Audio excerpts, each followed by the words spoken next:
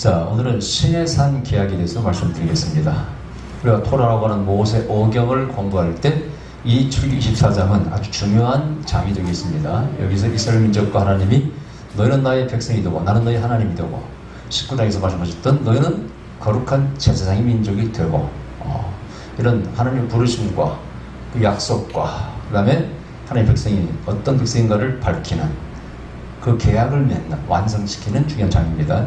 또 오늘 이 본문이 신약과 밀접한 연관들을 많이 가지고 있습니다. 예수님 6월절 만찬 전부 여기에 근거한 것이 많습니다. 또 변화산에서의 모습 여기에 근거한 것이 많고 숫자 70 신약의 누가복음 11장에 71년 전도대 다 여기서 시작된 것이고 신약은 사실은 원래는 신약이 없었죠. 구약에 더 이렇게 보완이라고 보시겠죠. 예수님의 모든 하신 말씀 신약 시대에 와서 신약이라고 합니다만은 그 근거는 바로 구약이고 구약을 모르면 신약을 풀 수가 없고 그 중요한 근거들을 24장이 우리에게 준다고 보면 됩니다. 자, 여러분 시내산 계약은 제가 능히 말씀드렸습니다. 하나님과 이스라엘 민족이 계약을 맺어요. 그 계약의 의미가 뭘까요? 출애굽기 3장 10절을 보면은 다시 네가 애굽에 가서 너희 백성을 다시 이리 데리고 오게 됐단다고 이렇게 말씀합니다. 그러니까 출애굽의 목적이 중요하다 그 뜻이에요. 어디서부터 나온다, 상태에서 벗어났다. 그걸 구원이라고 말하셨어요. 안 좋은 상태, 노예의 상태, 그게 애굽의 삶이고 거기서 벗어나. 그래서 광야에서 하나님과의 계약을 맺어. 그 다음에 가나안 땅에 들어가는 것이죠. 근데 우리가 어디서부터 나와서 내가 예수 믿게 되었어, 이런 것 중요합니다만 그것보다 더 중요한 것은 그 다음에 무엇을 위해서 살 것인가, 내가 어떤 존재로 변화될 것인가, 이게 더 중요합니다. 그죠? 어떤 사람은 병이 나왔습니다. 안수하고 병 나왔고 기도하고 병 나왔는데 그 뒤가 없어요. 어떤 사람은 우연이겠지 하고 교회도 안 나옵니다. 어떤 사람은 새까맣게 잊어버리고 하나님의 영광을 살릴 노력을 하잖아. 그러면 의미가 없다 그 뜻이에요. 하나님을 만났으면, 은혜를 처음 했으면 이제 그때 또 하나님의 백성으로서 하나님 말씀대로 살아야 돼. 자, 그래서 출애굽기 19장에 보면은요 중요한 말씀을 주십니다. 먼저 은혜를 강조합니다. 보통 우리가 신약에서만 은혜가 나온 걸로 알고 있습니다만은 구약부터 은혜가 시작됩니다. 자, 그래서 여기 보니까 20장에 1절에 보면은 하나님이 이 모든 말씀으로 일러 가라사대 나는 너를 애굽 땅 종되었던 집에서 인도해 낸 너희 하나님 여호와라. 독수리의 날개로 업어서 이스라엘 민족을 애굽에서부터 구원했다고 성경은 말씀하고 있죠. 은혜를 강조한 다음에 십계명을 주시죠. 법을 주십니다. 그러니까 하나님이 특별히 우리를 찾아오셔서 불러서 구원하셔서 법을 주어서 그 법을 지키는 거룩한 제사장 민족으로서 세웠다는 것이죠. 뭘 전파하게? 하나님을 전파하게, 다른 말로 말씀을 전파하고 진리를 전파하고 다른 백성들을 하나님께 인도하고 구원받게 하기 위해서 그 사명을 맡겼다 그런 얘기입니다. 그래서 이스라엘 민족이 의미가 있는 것이죠. 만약 이 의미가 없으면 이스라엘 민족은 별 의미가 없는 존재들이에요. 하나님 만나면 뭡니까? 사명이 없는데 아무 의미가 없죠. 그래도 우리가 방언을 체험하고 또 질병이 치유받고 영적인 체험을 하고 그게 중요하지만 더 중요한 것은 그 다음에 삶이 더 중요하다. 아멘. 사명을 감당하면서 주께서 주신 뜻이 뭔가를 이루어나가는 게 더 중요하다는 뜻입니다. 자, 이 조금 본문을 이렇게 출애굽기를 보면은요, 이제 앞에 보면은 19장에서 모세를 시내산을 부르죠. 그러면서 거기서 내가 너희 백성을 거룩한 제사장 민족으로 삼겠다는 그런 말씀이 있어요. 거룩한 민족, 제사장 민족으로 삼겠다는 말씀이 있죠. 그러면서 그 다음에 법을 주셔요. 23장까지는 이렇게 살라 저렇게 살라 흔히 말하는 율법이 쫙 나옵니다.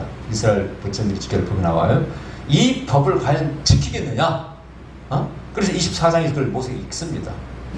여기가 지키겠습니다. 맹세가 나와요. 여기. 그리고 계약을 맺어. 이 계약이 어떻게? 첫째는 입으로 지키겠습니다. 그 다음에 계약을 맺어. 번제와 화목제를 드리고 그 피를 제단에 뿌리고 백성에 뿌립니다. 그게 바로 성찬식과 연결됩니다. 주님께서 이 피가 바로 이 피라는 거예요. 내가 흘리는 피가, 너희를 씻는 피가 바로 이 피라는 거예요. 여기에 제단에 뿌리고 백성들 뿌린 장면이 나오죠. 자, 그 다음에 이제 복음하십니다. 축제를 즐기죠. 이게 계약의 완성이에요. 그래서 이스라엘 사람들은 계약이 끝나면 잔치를 벌이죠. 이것은 다른 나라도 마찬가지예요. 우리나라 중요한 건수가 계약을 맺으면 파티를 하는 것이죠. 술도 마시면서 막 즐거워하죠. 똑같습니다. 그래서 이 시대상 계약이 정확히 나와 있어요. 먼저 말씀이 계명이 주어졌고 이 말씀을 준행하겠느냐? 준행하겠습니다. 우리가 듣겠습니다. 복종하겠습니다. 했을 때 드디어 베리트라고 하는 계약을 소를 잡아서 각을 뜨고 하나님 전향하시고 또 그 피를 뿌리고 피는 생명을 의미하는 것인데 가장 중요한 의식이 피를 뿌리죠. 그만큼 준엄하다 그랬습니다. 또 원래 계약을 맺다가 하려고 히브리말 베리트는 계약을 자르다 이렇게 말합니다. 소를 각을 뜬다는 것은 생명을 죽이는다는 겁니다. 그만큼 누가 값과 어리는데 누가 이 계약을 어기면은 너도 죽음을 면치 못하리라. 그 엄중함을 말하는 것이죠. 그 다음에 서로 오케이 도장을 찍었을 때 이제 잔치가 벌어져. 그런 장면이 바로 오늘 출애굽기 24장입니다.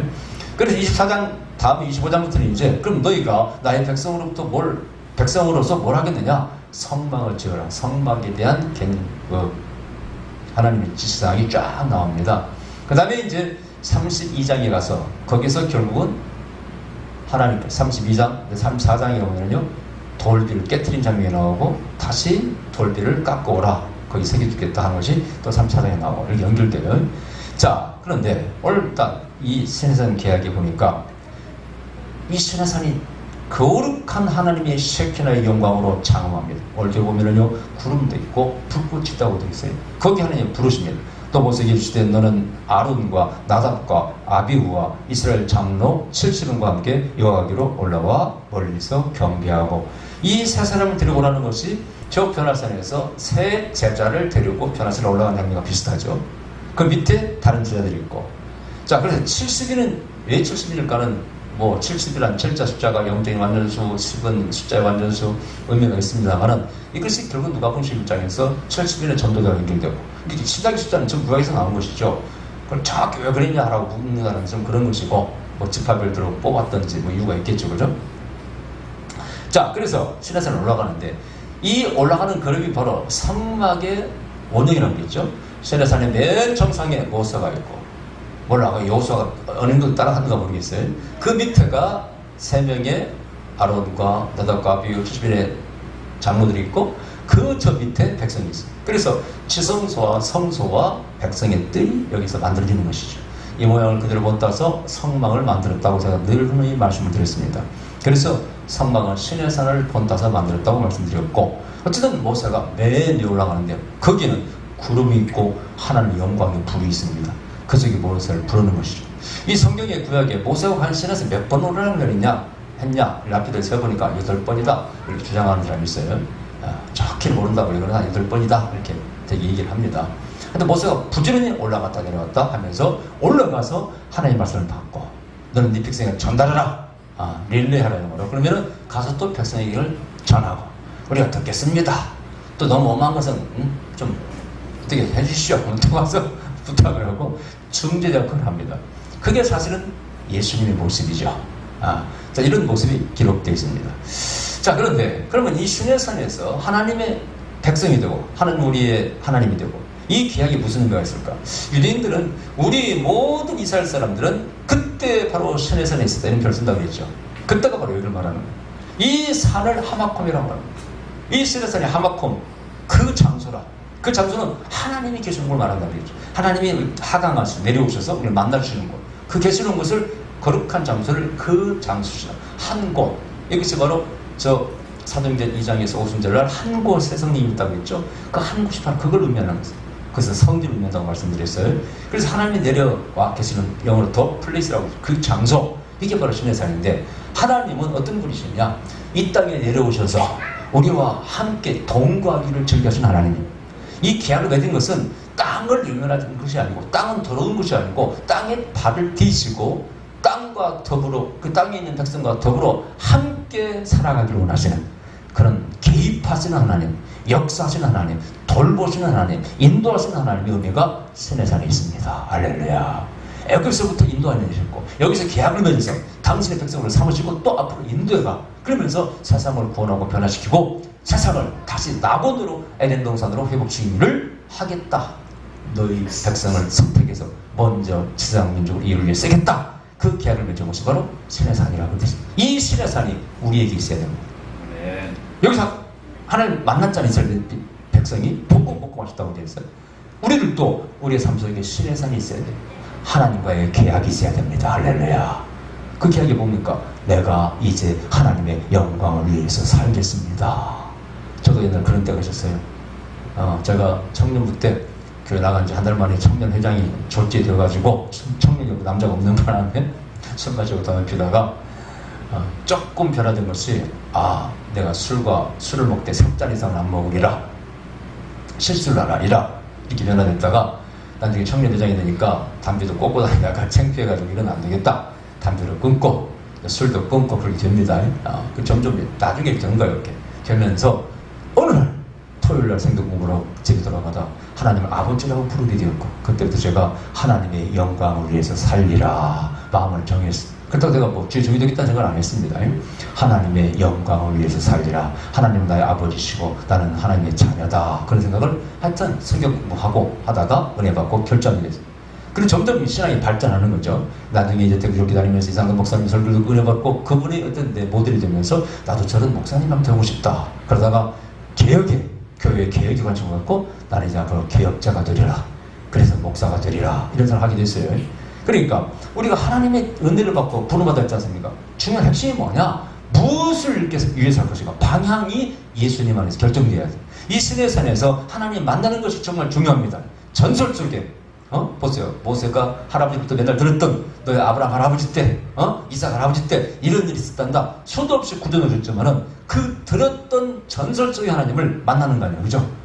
출애굽성경에서 만납니다. 근데 그 하나님을 만난 다음에 그것도 기적입니다. 희한한 일입니다. 우리가 체험할 수 없는 참으로 어려운 체험이죠. 그러나 그것이 정말 중요한 것은 그것보다 더 중요한 것은 이제부터 어떻게 살 것인가가 중요해. 아멘. 하나님 만난 다음에 어떻게 살 것인가, 이게 더 중요하다라 그런 얘기입니다. 그래서 이스라엘 민족은 어쨌든 예수님을 잉태하게 되는 것이죠. 이것이 우리에게 주는 교훈이 가르치는 뭐냐? 네가 하나님을 만났으면 앞으로 어떻게 살 것인가. 물론 아까 만나는 게 중요하다고 했죠. 처음에 온 사람은 틀렸다는 것이 아니라 열정이 부족할 수가 있어요. 그리고 보통 모태 신앙이에요. 그러면은 11조도 드리고 줄 정도는 잘합니다만은 열정이 없어요. 교회 나와서 열심히 없어. 저는 감사하게 모태신앙이 아닌 것을 감사합니다. 제가 모태신앙이었던 저도 대충 다녔을 거야. 우리 어머니 어렸을 때 맨날 잔소리하고 교회 안 가면 뭐라 하고 교회 가고 11조 하라면 하고 주일학교 와서 막 노래도 부르고 그렇게 몸에 배워왔어. 그렇게 평생을 살아온 사람이 많지 않습니까? 그럼 저는 모태신앙이 아닌 게 감사해요. 20대에 예수 믿게 되었고 또 어려울 때 힘들 때 신앙생활 하면서 산에 가서 불을 지고 기도하다가 결국은 목사 뒤에서 개척해서 또 어렵게 지하에서 개척하는 게 힘드니까 거기서 하나님 만나려고 몸부림치다가 하나님 만나게 되고, 이것이 오늘 저를 만난 거 아니에요, 그죠? 그래서 하나님 만난 다음에 제 삶이 어쨌든 이제는 성령운동과 토라를 전하는 이 두 가지 중요한 사역을 받겠지 않습니까? 무엇을 향해서 나가는가, 살 것인가, 이게 더 중요하다고 했습니다. 이런 신의 산이 여러분의 삶 가운데 있기를 바랍니다. 할렐루야. 이런 신의 산이 있어야 돼. 물론 불도 체험해야 돼. 구름도 체험해야 돼. 음성도 들어야 돼. 아멘? 네. 그게 바로 그때 우리 모두는 신의 산에 있었다. 이건 역사 가운데 인카운터, 하나님의 만남입니다. 그리고 삶을 변화시켜서 하나님의 거룩한 백성으로 살아가는 것입니다. 할렐루야. 자, 그 다음에 여기서 중보가 나와요. 중보. 여기 보면 이스라엘 백성이 하나님을 봤다고 돼 있어요. 이 본다, 이 말이 참 중요한 거예요. 자, 11절에 하나님 이스라엘의 존귀한 자들에게 손을 대지 아니하셨고 그들은 하나님을 보고 먹고 마셨더라. 자, 성경의 개념은 하나님을 본 자는 죽는다고 돼 있어요. 왜? 우리가 죄인이기 때문에. 그래서 성경에 하나님을 직접 얼굴을 맞대고도 안 죽은 사람이 모세라고 돼 있어요. 그걸 랍비들이 설명합니다. 여호와의 하나님의 영광이 구름이 덮었을 것이다. 그래서 희미하게 보였을 것이다. 별로미를 다합니다만은 제가 볼 때는 그것도 조금은 일리가 있습니다만은 정답을 안 해요. 정답은 뭘까요? 하나님께서 오케이 하면 되는 겁니다. 하나님의 법은 보면 죽는 거예요. 하나님은 거룩한 존재이기 때문에. 그러나 하나님께서 오케이 하면 되는 거예요. 무슨 이해가 돼요? 자, 모세는 시내산에서 처음에 뵀을 때 하나님을 거기에 특별히 하늘 뵌다고 번제물 사목제물 피를 뿌린 적이 없어요. 그냥 구름이 덮었어. 그러니까 하나님 방식이죠. 하나님 원하시는 거죠. 그렇게 원하시면 되는 것이죠. 그분이 왕이시니까. 그죠? 오늘은 보니까 속죄 의식을 행합니다. 송아지를 잡아서 피를 뿌렸다고 돼. 백성이 뿌렸다고 돼 있어요. 그러니까 거룩한 하나님을 만나 뵐 수 있는 조건이 거룩한 백성이 되는 거 아닙니까? 이것이 우리 신약에서는 예수 그리스도 십자가의 보혈로 씻어짐을 말하는 것이죠. 그죠? 그게 바로 주님 돌아가실 때 피가 흐르고 결국은 저 성소장이 위로부터 아래로 찢어지고 우리가 대제사장같이 성소에 지성소에 들어갈 수 있게 되었다고 했잖아요. 이 개념이에요. 죄가 용서된 자들은, 그리고 하나님을 오케이 하면은 하나님을 만나볼 수 있는 거예요. 재미있는 것은 어떤 사람이 저렇게 막 영위하는 사람들, 또 더 깊이 이렇게 말하려고 하는 사람들은 여기서 예수님을 봤을 것이다. 자, 하나님 봤다 그러는데 구름이 불을 보고 봤다고 그랬을까? 하나님의 어떤 쉐kin의 영광을 보고 하나님을 봤다고 말하는 것일까? 근데 뒤에 보면은 죽이지 않았다는 것은 그것만 봤다는 게 아니죠. 하나님의 본체를 봤다 이 뜻이죠. 그죠? 그럼 하나님의 본체를 봤으면 그건 어떻게 생겼냐 이거죠. 바로 보이시는 하나님이 예수입니다. 오늘 이렇게 믿고 있지 않습니까? 그러니까 여기에서 이미 성삼일체 중에 성자 예수께서 이 산에 계셨을 것이다. 이렇게 추측을 해요. 일리는 있죠. 그죠? 일리는 있어요. 부정할 수는 없어요. 왜냐하면 구약이나 신약이나 하나님 역사할 때는 삼일체 하나님 역사하십니다. 다니엘서의 인자 같은 자가 분이 계셨다. 이분이 누굴까? 우리 예수님이라고 풀잖아요. 그죠? 그러니까 여기서도 아마도 성자 예수께서 이순의 산에 여기 오셨을 것이다. 그래서 봤다고 말하는 것이고 봤음에도 하나님께서 죽이지 않았다고 표현을 쓴 것이다. 이렇게 주장을 하는 것이죠. 일리는 있습니다. 그러면 생각을 해볼 필요가 있어요. 왜 예수님은 우리 인간의 모습으로 구약에 계셨을까? 왜? 그럼 원래 하나님의 형상은 예수님, 우리가 인간의 모습일까? 왜? 우리가 하나님의 형상대로 지원받았습니다. 성경 창조에서 어떤 동물도 하나님 형상대로 만드는 존재는 없습니다. 우리 하나님밖에 없잖아요. 여러 가지 생각을 할 수 있어요. 정답은 물론 추측이지 알 수가 없죠. 나도 뭐라고 말씀드릴 수 없어요. 다만 저는 거룩한 사람, 삶을 거룩하게 바쳤고 거룩한 사람에게서 하나님의 향기를 느낍니다. 그래서 그거 말씀드릴 수 있어요. 그렇잖아요. 거룩한 삶을 살고 얼굴과 모든 것이 거룩한 어떤 품위를 가지고 향기를 내뿜는 사람들은 야, 참 하나님 같다. 뭐 이런 생각이 들 때가 있어. 그래서 하나님의 형상이라는 것이 꼭 하나님의 캐릭터, 특징, 이걸 뭐 인격 이런 것만 말하는 것이 아니라 외모도 그럴 수 있지 않을까? 뭐 생각도 해볼 수 있는 것이죠. 정답은 물론 없습니다. 근데 어쨌든 여기 중보자가 나타나.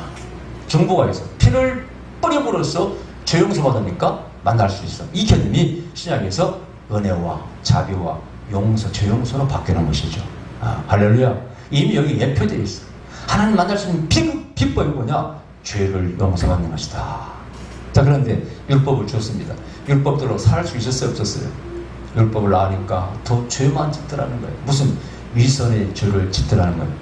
한 번은 제가 인터넷을 보니까 어떤 토라 자칭 그런 목회를 하는가 봐요. 토라 선생이라는 사람이 이렇게 말하더라고요.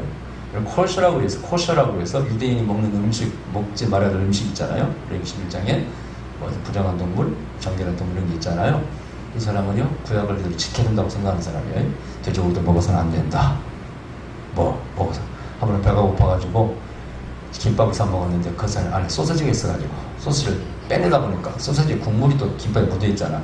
에라 그래도 다 먹어버렸다. 그런 재미있는 얘기를 해. 근데 그 사람 얘기는 율법이 율법이고 1.1도 변함이 없는 거니까 먹지 말아야 되는데 그냥 자기 율법을 먹였다. 난 이렇게 솔직히 고백한다 이렇게 얘기하더라고. 근데 이제 어떤 랍비들은 돼지고기 먹어도 괜찮다 주장하는데 엉터리라 그런 얘기 그렇게 막 주장을 해요. 속으로 웃었네. 아니 이 율법이 옳은데 내가 어겼으니까 난 어겼다. 죄송합니다. 그래야 된다는 것이죠. 근데 이 사람들은 이제 이 토라를 공부하는 사람이 하나의 문제가 뭐냐? 새 언약에 대한 해석에서 달라져요. 예수님이 말씀하실 때는 새 언약. 사도행전에서 사도들의 회의에서 이방인들은 이거 먹어도 괜찮다. 목 메어 죽인 것과 피차 먹는 외에는 다 먹어도 괜찮다 하고 오픈시키지 않습니까? 이런 것을 개념을 이 사람들은 율법이 미완성의 법이요 예수님 안에서 은혜의 법에서 완성됐다는 개념이 없어요. 이 사람들은 율법을 완전한 법으로 생각합니다. 이 토라를 가르치는 강사들이 문제가 바로 그거예요. 여러분 분명히 내가 완전한 법은 뭐라고 그랬어요? 영을 사시는 법은 이 애는 동에서 생명과실이라고 했죠. 이 생명과실을 못 먹게 하니까 쫓겨나서 못 먹으니까 임시의 법으로 토라를 주셨다고 했지 않습니까? 그리고 예수님 안에서 완전히 용서받고 우리가 지성소에 올라가는 그 완전한 법이 예수님에서 완성된 게 아닙니까? 그죠? 이것을 그 사람들은 몰라요. 토라 강사들이, 일부 강사들이. 그래가지고 이 사람들은 그냥 그렇게 말하는 거예요. 율법도 지켜야 돼. 그래서 사람들은 조개도 못 먹습니다. 돼지고기도 못 먹습니다. 하여튼 따지는 게 많습니다. 그리고 그는 어디다 먹고 싶어 배고프면 먹고는 내가 율법을 어겼다 이렇게 말한다 이거. 여러분 신앙이라는 것이 우리에게 자유와 기쁨을 못 주면요 그거 믿을 필요 없습니다 여러분. 그런 신앙생활을 믿을 필요가 없어요 여러분. 여러분 신앙에서 허락한 걸 자기대로 그렇게 억지로 해석을 해서 구약을 지켜야 된다. 자꾸 그 사람은 토라는 완전하다 여기에 매여 있는 거예요. 성경은 토라가 완전하다고 말할 때 그건 임시의 법이라고 되어 있습니다. 예수님의 은혜의 법이 오기 전까지 임시해 준 것이지. 그걸 바울이 해석하는 거예요. 바울이 이렇게 말해요. 몽학 선생이라. 이걸 아직도 개념을 파악도 못하고 자기들 식으로 해석하고 자꾸 구약을 지킨다고 얘기하면서 다른 교파를 만들어서 자기들이 모이고 합니다. 내가 전에 말씀드렸죠. 토라를 본 사람들이 어떤 유혹에 빠지시는데 바로 유대주의에 빠지는 것이다. 여러분 그 사람들은 유대교 예루살렘 성전 이게 핵심이에요. 그 사람들의 중심줄 착각하고 있어요. 생각해 보세요. 자세상 민족으로 세워서 그들을 통해서 복음을 하나님이 전파되게 만든 도구로 쓴 것이지 유대인이 무슨 우상단지가 아닌데 여러분. 그래 안 그래요? 예루살렘 우상단지가 아니에요. 그걸 착각하고 있어요. 우리는 예수님 안에서 그게 정점으로 삼아야 돼요. 예수님의 법입니다. 그분이 핵심입니다. 그분이 끝입니다. 알파 오메가입니다. 아멘? 예수님에서 완성된 걸 믿어야 돼. 자꾸 그 사람들은 예수 안에서 이루는 걸 갖다가 깎고 자꾸 토라 하면서 그걸 지켜야 된다. 저는 저 구약을 다 보시는 거 아니잖아요. 그러나 완성된 것들을 가지고 자꾸 그걸 새로 믿어라. 성전을 다시 지어야 된다. 이렇게 주장한 사람은 엉터리라고 했어 안 했어요? 그 답이 요한계시록 22장에 나왔다고 그랬어 안 그랬어요? 거기는 성전도 없다고 했지 않습니까? 하나님과 어린 양이 불도 해도 되시고 빛도 되시고 거기는 성전 안에 유로부터는 새 예루살렘 땅에는 없다고 돼 있잖아요. 이런 개념이 성경에 그대로 기록되어 있고 나타나 있는데 뭉뚱한 소리를 하는 걸 보고 배꼽 잡고 웃었네. 또 하나는 성령을 모른다는 거예요. 그 사람들 토라 공부한 사람이 영성을 아는 사람이 거의 없습니다. 전부 율법주의에 매여 있어가지고요 성령을 모릅니다. 그러니까 성령 안에서 예레미야 31장 31절 이하에 우리 마음의 신비에 기록되는 성령 안에서 법이 나오고 성령께서 우리 인도한다는 개념이 약해. 그 사람들은요 은사 잘 아는 사람들은 없습니다. 그럼 완전히 모릅니다. 저는 다 감사한 것이 영성을 먼저 알았고 그 다음에 토라를 알았기 때문에 너무 감사해요. 그래서 말씀과 성령, 율법과 선지자가 제 안에는 두 기둥이 항상 살아있습니다. 이 사람들은 이 성령이 있는 줄 몰라. 그래서 이 강의하는데 그래요. 야 베드로가 오순절에 성령 받고 설교할 때 설교가 아니라는 거예요. 유대인들은 그냥 설교를 하려고 이렇게 하지 않고 토라를 읽는 걸 리딩, 읽는 걸 듣고 그것이 핵심이라는 거예요. 그러면서 베드로가 지 생각대로 설교한 것이 아니라 토라를 읽었을 것이다. 그러니까 유대인들이 찔려서 이렇게 또 설교하더라고. 웃겨 죽겠어. 그게 성령을 몰라서. 마태복음 10장에서 뭐라고 그랬어요? 너희가 무슨 말 할 것인가 염려하지 마라. 너희 속에서 말씀하시는 이는 곧 성령이시니라 했어 안 했어요? 물론 토라가 중심 주제죠. 그러나 그걸 가지고 자기의 성령의 감동을 받아서 말씀을 전했다는 것이 그게 상식이지. 그게 마태복음 10장에서 말씀하신 걸 무슨 말 할까 생각하는 말 순간순간 성령께서 말씀하셔서 생각나게 하신다는 거예요. 이런 개념이 없어요. 그 사람들은 그냥 율법주의에 빠져있어요. 여러분 명심하셔야 돼. 자 여기서 어쨌든 중보자 예수님의 개념이 나와. 피가 흘려지고 죄 용서받고 이 백성들이 하나님을 보게 돼. 그다음 세 번째가 만찬이에요. 자 우리가 보통 밥상 공동체를 합니다. 같이 밥을 먹으면 형제가 돼. 거기에 사랑도 있고 우애도 있고 우정도 있고 똘똘 뭉치게도 하나가 되는 뭐가 있다 그런 얘기죠. 그 대표적인 게 성만찬이라고 했죠. 성만찬 여기서 나왔다고 했잖아요. 자 이게 바로 계약의 마지막 단계라고 했어요. 잔치를 벌이는 것이죠. 여러분 계약이 끝났으면은 계약이 묶여있는 것입니까? 계약을 즐기고 누리는 것입니까? 얘기해 보세요. 여러분 계약이라는 것이 계약을 했어요. 그러면 계약을 묶이는 거예요? 누리고 즐기는 거예요? 보세요. 자 남북간에 뭐 계약을 맺었어. 그럼 계약 끝나면 좋아 안 좋아? 전쟁 안 일어나고 하지 말자. 즐기는 것이지. 모든 좋은 계약은 다 그런 것입니다. 아니야 이리 와. 계약 맺어 이놈 새끼. 조폭이 와가지고 찢어가 시작을 찍어. 이런 것은 즐거움이 없죠. 야, 그쪽은 다음부터는 집 뺏기고 땅 뺏겼다 뺏기는 거 아닙니까? 그죠? 이런 계약은 의미가 없는 것이고요. 진정한 계약이라는 자, 내 땅을 팔고 싶어. 세자가 나타났어. 계약을 맺었어. 그럼 판 사람도 기분 좋고 산 사람도 기분 좋은 거예요. 그죠? 자, 산 사람은 어우 땅을 샀으니까 이제 내 앞에 땅이 생기서 좋은 것이고, 판 사람은 아이고 안 팔리는 거 아니? 알테네이트 팔려가지고 이제 돈이 막 몇십억 들어와서 얼마나 좋아. 그날부터 다리 팍 펴라고 먹고 자는 거죠, 그죠? 둘 다 즐거움이죠. 자, 하나님과 그냥 그렇습니다. 우리는 하나님 백성이지, 거룩한 백성이었어. 이제 죄용서 받고 하나님 자녀가 되었어. 할렐루야. 하나님 편에서는 내 백성을, 내가 내 자녀를 삼았고 이 땅을 변화시키고 구원할 일꾼들을 내가 뽑았으니까, 아, 일꾼들이 생기니까 좋아. 서로 간에 즐거움이 있어야 돼. 할렐루야. 그래서 혼인잔치도 마찬가지. 자, 신랑 가시는 친구가 만났습니다. 결혼식 했어요. 이 결혼식도 계약 아닙니까, 그죠? 근데 결혼식 끝나면은 한쪽에서는 아이고 나 죽었네, 이제 저 선망 얻어먹고 살리게 앞서가네 이렇게 되는 거예요? 아니죠. 신랑과 신랑이 서로 살아가며 즐겁게 행복하게 살 날, 자식을 낳고 살 날이 기다려지는 것이죠. 그 미래가 보이는 것이죠. 그때 서로 즐거워 단체를 하는 것이죠. 아멘. 그래서 계약이란 뭐냐? 우리 흔히 말하는 율법 엄한 게 아니라 그 계약 안에 들어갔을 때 하나님 보호가 있고 축복이 있고 자유가 있고 누림이 있다는 걸 믿으시기 바랍니다. 먹고 마셔라. 그래서 하나님 은혜 가운데 사는 사람은 어떤 것에 매여가지고 못 먹고 막 사람을 괴롭히고 잠을 못 자게 하고 이래서는 안 되는 거예요. 하나님 예수를 믿으면서 기도도 꼭 자정 예비를 드립니다. 12시 밤에 땡처럼 교회 가서 기도하고 새벽에 나옵니다. 그런 사람들은 만나는데, 근데 그런 사람마다 건강이 안 좋아가지고 저한테 물어요. 몸이 안 좋아요. 난 항상 그렇게 말씀드립니다. 기도 시간을 바꾸세요. 왜 하나님께서 밤 10시부터 1시까지 제일 잠잘 때 좋은 호르몬이 나오게 만드셨는데 당신은 거꾸로 삽니까? 그 시간을 피하고 잠을 자고 몸이 좋을 수가 있습니다. 하나님의 일반 섭리를 따르세요. 기도를 새벽에 하든지 초저녁에 하고 낮에 정해놓고 단일처럼 하루에 3번 하든지 얼마나 좋아. 하필이면 자동 예배를 스스로 만들어 놓고 그래가지고 몇 사람이나 쓰임받을까? 나 그 기도하는 원장들이 크게 쓰임받은 거 못 봤네. 중요한 얘기예요. 중요한 얘기. 자기가 쓸 자학을 해. 자기가 법을 만들어서 자기가 하나님이 되어서 이렇게 하면 하나님이 기뻐하시겠지. 그게 바울이 한 말이 사실은요. 자기를 위해서 자기 괴롭게 만든다는 거예요. 그게 유대인들의 바로 신앙생활이에요. 그들 금식하기 좋아. 별거리에서 막 기도하는 체하고 막 유선이라는 뜻이죠. 절대 종교가 이쪽으로 흐르면 안 됩니다. 이쪽으로 흐르면 안 되는 거예요. 이 계약이 맺었으면 즐거움이 있어야 돼. 잔치가 있어야 돼. 페스티벌이 있어야 돼. 할렐루야. 그게 바로 세네산 계약의 특징입니다. 할렐루야. 그 다음에 이제 이렇게 보니까 또 모세를 부르시는데 엿새 동안을 준비케 하고 7일째 부르죠. 자, 우리가 안식일 예배, 주일 예배 개념이 여기 있어요. 물론 창조의 얘기 나옵니다만은 7일째 불러요. 7일째. 그러니까 엿새 동안 준비케 하고 7일째 하나님 만나주신다는 거예요. 이게 바로 주일의 개념이에요. 우리 예배를 드릴 때 우리는 하나님 만나러 온다고 생각해야 됩니다. 아멘?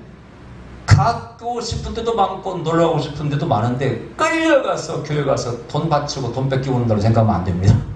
아멘? 하나님을 만나러 가는 날 내가 예물이 필요하니까 예물을 드리는 것이고, 만날 때는 예물을 드려야 되기 때문에 드리는 것이고, 감사의 예물이요 또 소원의 예물을 드리는 것이고, 그 다음에 이 예배를 통해서 하나님의 블레싱을 받는 날이에요. 축복을 받는 날입니다. 모세가 하나님과 가까이 있을 때 얼굴이 거룩하게 변하고 사슬길에 내려올 때 백성들이 그 얼굴을 감히 쳐다보지 못할 정도로 빛이 나게 빛나는 것처럼 하나님 가운데 하나님 안으로 들어가면은 우리는 거기에 영광이 있고 은혜가 있어. 아멘. 그래서 우리가 축복을 받는 것이, 블레싱의 기름 부음이 임하는 것이 하나님 만나는 것입니다. 그게 안식의 개념, 그게 주일의 개념이라. 그래서 너는 쉬라는 거야. 일하지 말라는 거야. 이제 아시겠습니까? 이런 개념이 다 여기 들어있습니다. 출애굽기 24장이 바로 엄청난 개념들을 담고 있습니다. 그 외에도 여러분 제가 어떨 게 참 많습니다만은, 그러나 그 셔케라 연구할 때 설명할 수 없는 것이고, 시내산에서는 첫째 하나님 만났구나. 전설 속에 하나님을 만났다. 조상들의 구조들 되는 하나님을 직접 만났다. 만나고 그다음에 뭐가 되느냐? 사명을 알게 되었고, 출애굽의 목적을 알게 되었고, 여기서는 예수 믿는 목적이 뭔가를 알게 되었고, 그 다음에 계약이 끝났을 때, 하나님 백성이 됐을 때 그런 즐거움이 있다. 파티가 있다. 우리의 삶이 늘 축제가 있는 삶이 되어야 된다. 아멘. 그것을 우리에게 분명히 말씀하고 있는 장이 바로 출애굽기 24장 시내산 계약이 있는 장입니다. 이런 계약의 의미를 명심하시고 여러분의 삶을 즐겁게 사시기 바랍니다. 아멘. 계약이 있기를 바랍니다. 계약 깨뜨리지 마시기 바랍니다. 기도드립시다. 그러신 우리 아버지 감사드립니다. 우리가 시내산 계약을 맺고 하나님 백성이